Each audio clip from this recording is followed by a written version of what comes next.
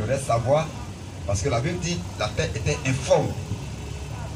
Donc il voudrait savoir si la terre avait une forme avant sa fondation.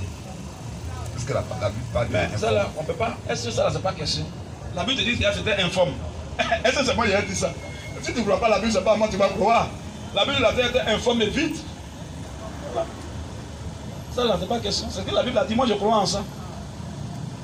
Et c'est même dans Genèse 1 même, au commencement même que cela a été dit. Voilà, la terre était informe et vide. Il y avait les ténèbres à la surface de la terre. Et l'Esprit de Dieu planait au-dessus des eaux. C'est ce qu'il a écrit. Donc je crois en ça. Pourquoi il pose la question? Oui. Parce que j'ai entendu une fois dire que la terre, qu'il y a eu une guerre des anges qui a agi au niveau de la terre. C'est pour cela qu'il a posé la question. Et la terre avait une forme, mais vu le combat entre les anges, qui a aussi percuté aussi la terre. Raison pour laquelle... Oui, quand on vient là en profondeur, parce que tu sais, souvent, si tu ne fais pas attention et que tu veux étaler ta connaissance, tu risques de faire un mauvais travail. C'est ce que Jésus nous a dit. Tu vois, je me suis limité seulement au verset de façon élémentaire. Maintenant, ceux qui ont été baptisés, à ceux-là, on peut y aller beaucoup en profondeur. Parce que eux déjà, ils ont montré qu'ils sont sérieux envers eux-mêmes et envers Dieu. En croyant à la main de Dieu et en prenant leur baptême. En ce moment-là, on peut leur donner tous les mystères sans se retenir. Matthieu 28, 19. C'est pour eux que cela a été fait. Et Jésus dit, réservez ça pour eux. Voilà pourquoi Jésus dit, il y a deux équipes. Il y a une équipe de dedans et puis une équipe de dehors. Donc, la même qu'on va traiter l'équipe de dehors, c'est pas comme ça qu'on va traiter l'équipe de dedans. C'est ce que Jésus dit. Il a dit même, les mystères, c'est à ceux de dedans qui sont réservés. Il a dit ça. Dans Luc, dans Marc 4, verset 10. C'est à cause qu'il ne faut pas dire que non, comme je ne veux pas te dire, je suis méchant. C'est ce que Jésus a dit. C'est normal. J'obéis au moins à ce que Jésus a dit. Si c'est une question qui n'a rien à faire, rien à voir avec des mystères, là, je vais te répondre facilement, sans problème. Mais quand il voit que ça a quelque chose à voir avec le mystère, c'est-à-dire ce qui est profond, ça devient un enseignement. Or, un enseignement, il faut donner ça à celui quand même qui a déjà cru. Tu vois? Vas-y, frère. Marc 10. Oui. Lorsqu'il fut en particulier, Oui. ceux qui l'entouraient avec les 12 l'interrogèrent. Avant que tu lises, ça prend Genèse 1, 1 là. C'est pas fait de la terre informe seulement. Il y a plusieurs mystères dans Genèse 1 là. Hein? Plusieurs choses. Plusieurs. Frère, lis-moi ça. Genèse 1, 1. Genèse 1, verset 1er. Oui, continue seulement. Au commencement, Donc frère, tu as du bloc pour toi. Dès qu'il finit sur, tu vas lire là. Vas-y. au commencement, Au commencement, Dieu créa les cieux et la terre. même le premier mot est un mystère. Au commencement. Quel commencement et au commencement de quoi? Voilà, mais c'est encore. Ceux qui ont cru, on peut leur enseigner ça. On dit au commencement. Commencement de quoi?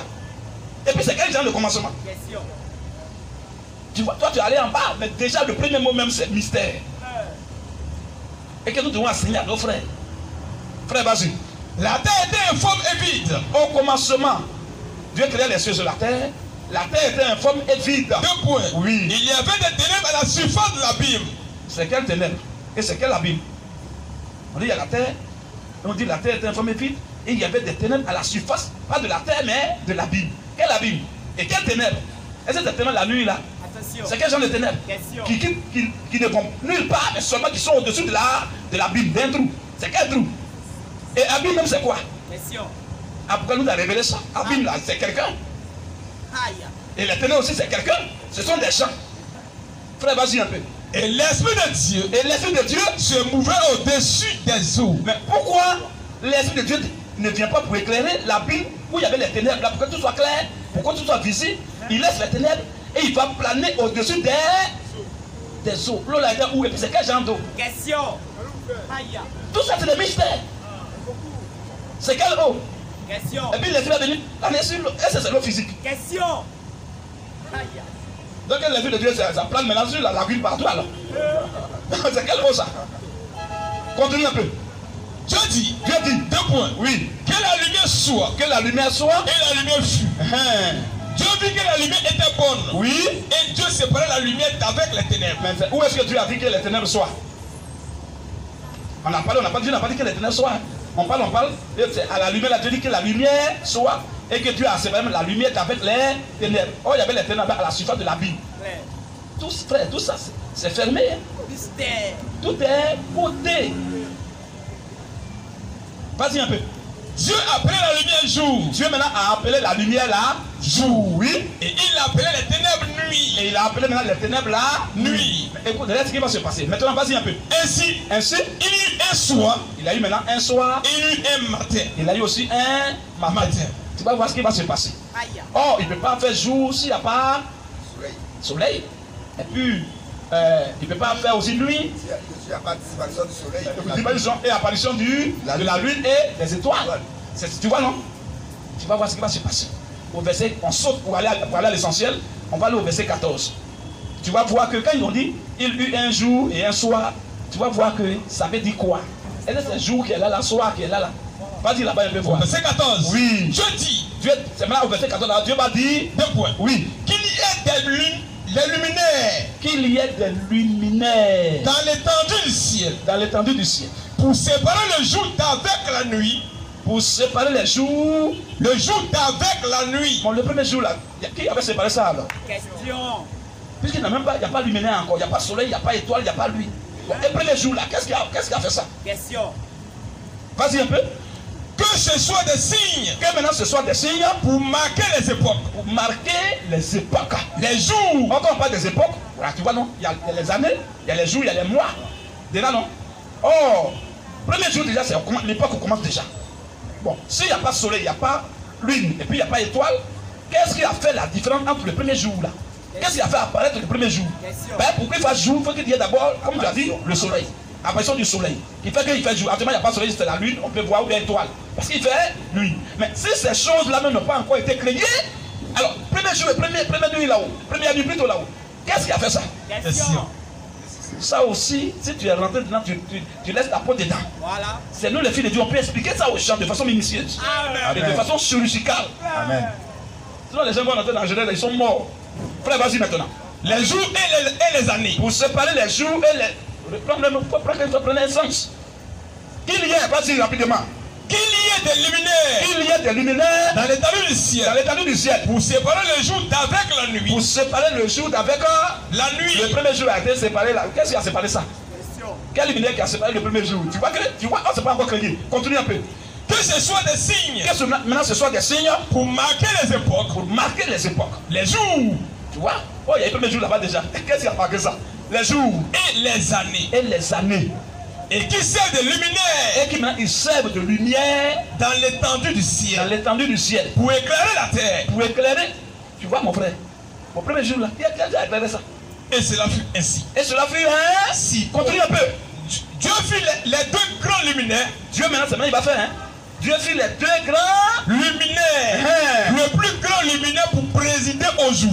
Le plus grand luminaire là, pour présider au Jour. Et le plus petit luminaire et le plus petit luminaire là, pour présider à la nuit. pour présider à la Nuit. première nuit, premier jour là. Qu'est-ce qui a présidé ça? Puisque c'est maintenant que Dieu l'éclaire. Premier jour, deuxième jour, troisième jour, tout ça là. Qu'est-ce qui s'est passé? Il fit aussi les étoiles. C'est maintenant il fait, hein? Oh, il ne peut pas faire première nuit là parce qu'il n'y a pas d'étoile. S'il n'y a pas lui, il ne peut pas faire premier jour aussi s'il n'y a pas soleil. C'est maintenant qu'il va les créer. Oh, il a pas été du premier jour et de la première nuit. Qu'est-ce qui a fait ça? C'est quel genre de jour, c'est quel genre de nuit? Tout ça, c'est le mystère. Voilà pourquoi il te dit qu'il ne peut pas rentrer dedans. Il peut parler de façon superficielle. Mais c'est uniquement à mes frères, ceux qui ont cru là. C'est à eux qu'il doit donner ça. Et on casse ces mystères de façon jalouse, Amen. secrète, pour la croissance de l'âme de nos frères et de nos sœurs. Amen. Amen. Parce qu'on a vu leur sérieux lorsqu'ils ont dit Amen à ce qu'on a prêché. Ils n'ont plus leur baptême. Ils sont sérieux envers eux, mais envers Dieu. On peut aussi être sérieux envers eux pour leur enseigner les mystères. Pour que leur connaissance soit au-dessus de la connaissance des autres. Amen. Pour grandir spirituellement. Amen. C'est à cause de ça qu'il a fermé ça. Tout Genèse 1 là, c'est mystère seulement. Mystère. Tu vas voir d'autres, les cousins d'à côté, on dit, oh, Adam était au paradis, et puis Dieu l'a chassé. Hey! Quel paradis ça?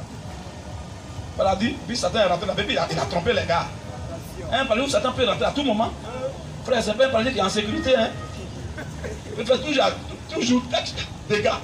Oh, la Bible apprend que nous, allez, le paradis en fait, ça va passer. Et ils ne connaissent même pas ça.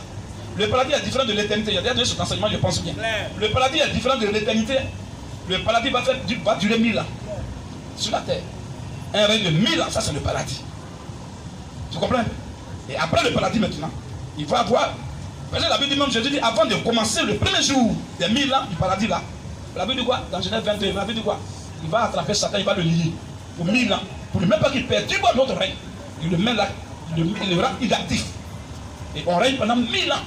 Il n'y a pas l'homme qui va avoir mal de tête. Tous les médecins vont souffrir. Chômer. Un chômage technique. Quelqu'un qui va chômer pendant 1000 ans. D'abord, il ne peut pas vivre 1000 ans. C'est uniquement ceux qui ont la vie de Jésus en eux qui vont vivre ces 1000 ans là. Amen. Aucun homme ne peut vivre 1000 ans. Tu comprends un peu? Ceux qui font cercueil, on va enterrer qui maintenant? Donc voilà ce qui va se passer. Donc Satan ne peut pas avoir accès au paradis de Dieu. Quand les cousins disent que Satan était au paradis, puis Satan était au paradis, et puis Satan est venu le blaguer avec Ève. Frère, c'est faux. C'est un livre de Satan qui ment comme ça. Il n'a aucune preuve que Satan était au paradis. Sinon Adam était au paradis. Non. La Bible dit, Dieu a dit quoi? Il a chassé, non? Et il dit, tu vas retourner là-bas à la terre, d'où tu as été. C'est pas ça? C'est ça. C'est là-bas. D'abord, il a dit, quand il dit c'est là-bas. Donc c'est au paradis que Satan rentre et puis il parle avec eux, il ment, il fait des choses. Oh, la Bible dit, avant le paradis pour nous, là, le paradis de Dieu, là, il va mettre Satan hors d'état de nous, avant qu'on commence. Pour ne même pas qu'il y ait mort, maladie, quelque chose, souffrance. Clair. Tu vois un peu? Voilà. Donc voilà un peu pourquoi je vous dis que je ne rentre pas dedans. Et tout est mystère. Alors vas-y un peu maintenant. Marc là. Marc 4, verset 10. Oui. Lorsqu'il fut en particulier. Quand Jésus fut maintenant dans le secret. C'est-à-dire qu'avant d'être dans le secret, il était d'abord en public. Il a prêché. Maintenant quand il était dans le secret, vas-y. Lorsqu'il fut en particulier. Protocole, bonne arrivée. On va signaler que tu étais dans un embouteillage très dangereux. Dieu merci, tu es arrivé. Shalom. Vas-y frère. Lorsqu'il fut en particulier. Lorsque Jésus fut maintenant dans le secret. Ceux qui l'entouraient avec les 12 l'interrogeaient sur les paraboles. Ceux qui l'entouraient avec les 12 apôtres ont commencé à lui poser des questions sur les choses qui étaient compliquées à comprendre. Au verset 11. Oui. Il leur dit. Et Jésus leur répond. C'est à vous qu'a été donné le mystère. Tu comprends? Et que Jésus ne donne pas ça à n'importe qui. C'est à vous qu'a été donné le mystère du royaume de Dieu. Du royaume de Dieu. Vas-y. Mais. Quand on dit mais maintenant, ce qui vient, c'est le groupe qui va venir opposer au groupe qui vient de citer. Mais pour ceux qui sont dehors. Donc tu vois qu'il y a deux équipes là. Il y a une équipe qui est dedans avec lui, dans le secret, à qui il explique tout. Puis il y a une autre équipe qui est dehors. Il dit mais pour ceux qui sont dehors là. Mais pour ceux qui sont dehors. Mais pour les gens du dehors là. Tout se passe en parabole. Tout se passe en, ça veut dire caché, côté, qu'on a dit en bon français de façon hermétique. C'est fermé, c'est voilé. Vas-y. Verset 12. Afin qu'en voyant. Je leur parle en côte, en parabole, afin que eux là, en voyant, ils voient et n'aperçoivent point. Ils vont voir comme ça, mais ils ne vont même pas apercevoir de quoi il s'agit. Et qu'en entendant le son de ma prédication, ils vont entendre le son de mes paroles et ne comprennent point. Mais ils ne vont même pas comprendre de quoi je parle. De peur qu'ils ne se convertissent. De peur qu'ils deviennent chrétiens. Et que les péchés ne leur soient pardonnés. Et que les péchés ne leur soient pardonnés. Donc Jésus, il y a un groupe d'hommes sur la terre. Jésus ne veut même pas qu'ils comprennent sa parole. Il ne veut même pas qu'ils soient sauvés. Parce que leurs péchés leur sont pardonnés, ils sont sauvés. Donc Jésus veut qu'ils meurent dans leurs péchés. Est-ce que je suis plus gentil que lui? Question. Puisqu'il n'a pas fait, je vais faire. Donc il y a des choses pour tout le monde. Puis il y a des choses qui sont réservées uniquement pour ceux de dedans. Tu comprends un peu? Voilà. Donc, en fait, de la terre était informée. Ce qui s'est passé, nous on sait ça. Mais on ne peut pas donner ça dehors. Ça c'est normal. Voilà. Vas-y. Merci beaucoup, frère. Ok. Si vous vous rappelez, oui. Il y a une nuit, il y a un jeune qui vous a appelé concernant la Trinité. Oui, oui. Au nom du Père, du Fils et du Saint-Esprit. Oui. C'était moi en question.